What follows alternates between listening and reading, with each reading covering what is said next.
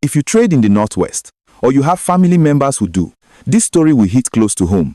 What happened on the road between Talata Mafara and Bakura yesterday is another reminder of how risky daily movement has become for ordinary people just trying to earn a living. Reports coming from Zamfara State indicate that bandits attacked traders returning from the Talata Mafara market and set 2 vehicles on fire, leaving fear and confusion across nearby communities.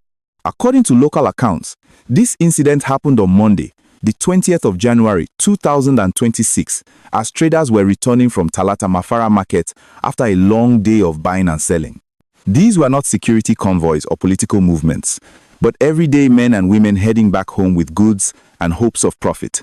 Along the route toward Bakura, the vehicles were reportedly stopped by armed men believed to be bandits, and during the attack, 2 cars were burned. While details are still emerging, residents say the scene caused panic among other road users and people living in surrounding areas. Before we go further, if you find this kind of update important and helpful, please take a moment to like this video, share it with others who may need the information, and subscribe to the channel for regular, calm, and factual updates. Also, feel free to drop your thoughts in the comments as we go along. Your voice matters in conversations like this. From what people in the area are saying, the traders were returning in groups, as is common on market days, because moving together often feels safer. However, even with that precaution, the attackers reportedly emerged suddenly along the road. Some traders were said to have escaped by running into nearby bushes, while others watched helplessly as the vehicles were set ablaze. At this time, there is no clear official confirmation on casualties, and it is important to be careful with such information until authorities or medical sources provide verified details. What makes this incident particularly worrying is that it happened on a regular market return route, one that many people depend on weekly. Talata Mafara Market is a major commercial center that serves traders from different parts of Zamfara and even neighboring states. When attacks like this happen, it doesn't just affect those directly involved.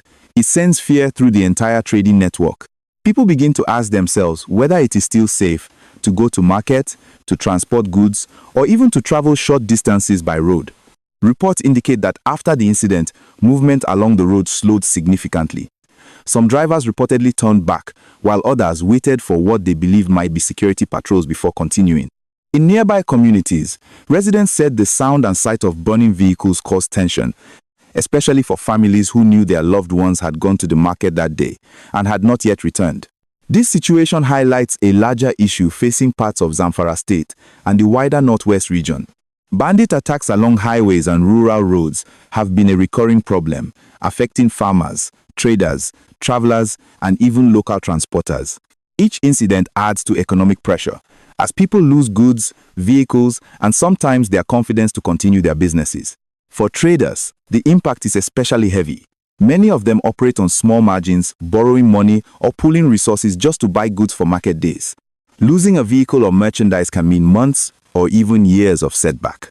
Beyond the financial loss, there is also the emotional trauma of experiencing or narrowly escaping such an attack, which can linger long after the physical damage is cleared. Local voices are also raising concerns about security presence along known market routes. Some residents say that while there are occasional patrols, they are not consistent enough to deter attacks. Others believe the attackers are taking advantage of predictable market schedules, knowing when traders are likely to be on the road and returning home tired and less alert. It is important to note that at the time of recording this, official statements from security agencies are still limited.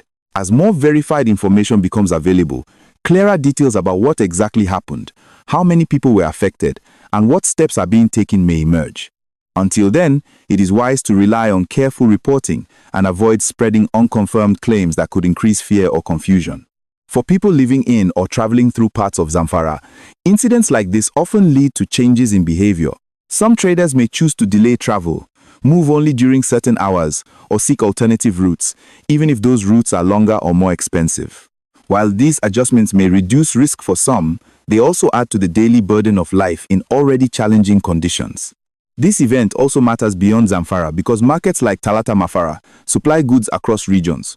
When trade is disrupted, prices can rise, supplies can shrink, and communities far away can feel the effect. In that sense, what happens on one road on one day can quietly ripple outward to affect many lives. As discussions continue, many residents are hoping for stronger and more consistent security measures, especially on major market days. There is also a growing call for better communication, so travelers can be warned early when a route becomes unsafe, rather than finding out in the worst possible way.